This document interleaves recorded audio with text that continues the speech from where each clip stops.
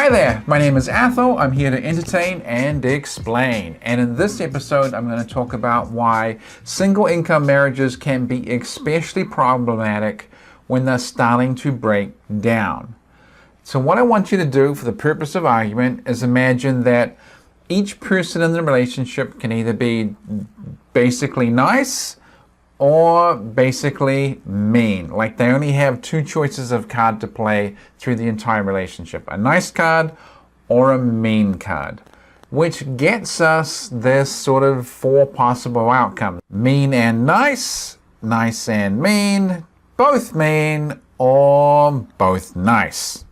Now I want you to imagine that both people in the relationship earn about the same amount of money. Which gets us these four possible outcomes. Both are nice, so they kind of have a happy marriage and a great income together, a nice lifestyle. They are both mean and they kind of have a high conflict relationship, and eventually the relationship breaks down and fails. Or she's nice, he's mean, and of course he's a total jerk that tries to sleep with his sister, and his best feature is flatulence. Or she's mean, he's nice, and she likes having fistfights at DUI stops. So in those four possible outcomes, everybody has the opportunity to file for divorce if they want to. They have the actual ability to leave the relationship. I'm not saying if that is a good or a bad idea. I'm just saying they have the capability if they want to. They can cut the relationship down the middle, take half their stuff, and be on their merry way. And if they are nice people, then they have the opportunity to remarry with someone else who is also nice.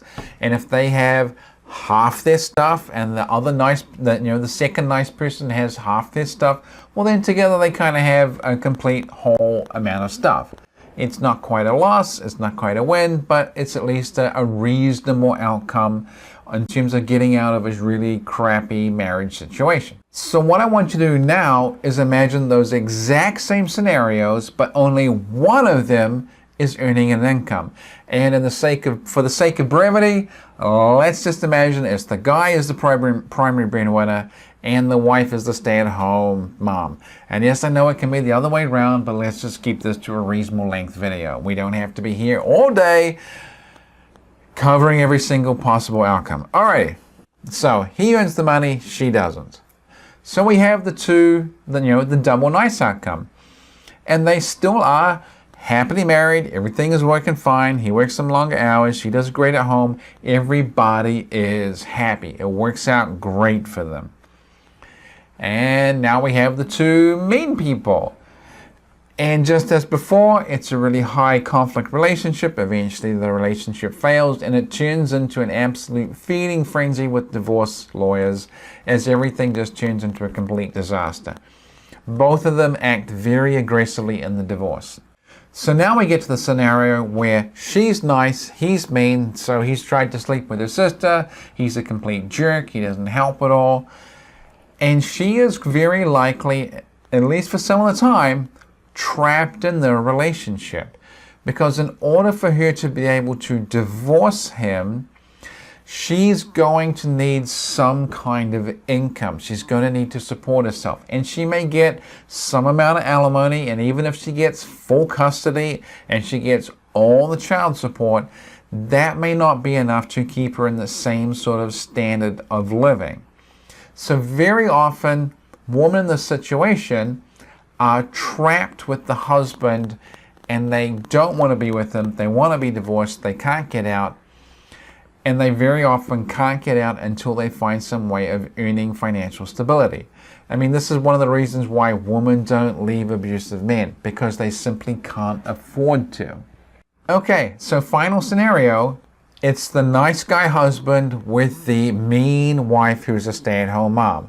And I've come across this scenario multiple times with coaching, where he desperately wants to leave the relationship, but he simply can't afford to because she's financially dependent on him.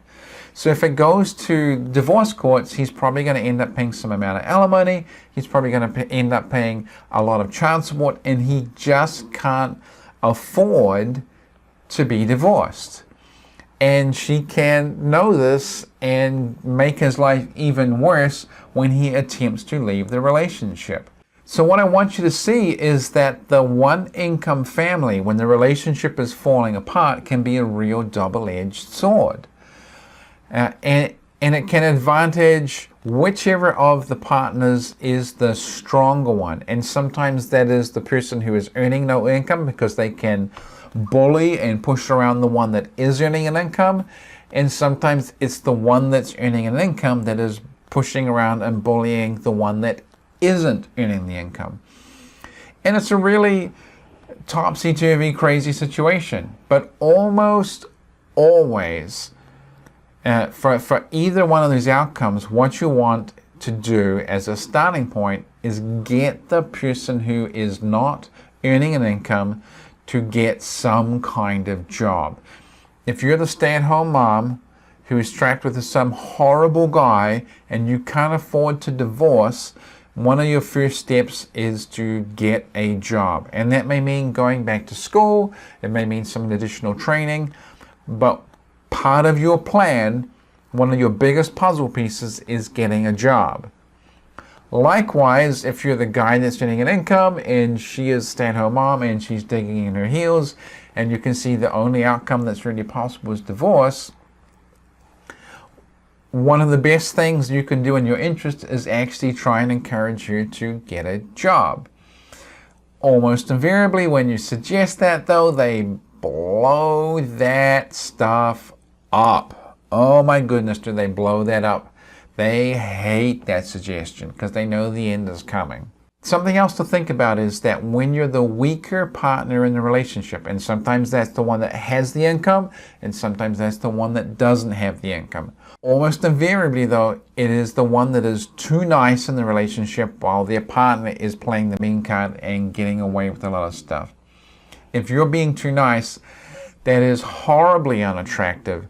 Your partner does not respect you. And sometimes when you finally draw a line in the sand, when you finally start becoming self-supporting and standing up for yourself, sometimes that really does change the level of attraction for you, and it can really improve things. And as a final thought, there is no downside to having a job when your relationship is falling apart. There's no downside. There's no bad outcome for that. Anyway, I will leave it there. Like, share, subscribe, and all that cool internet stuff. And I will see you tomorrow.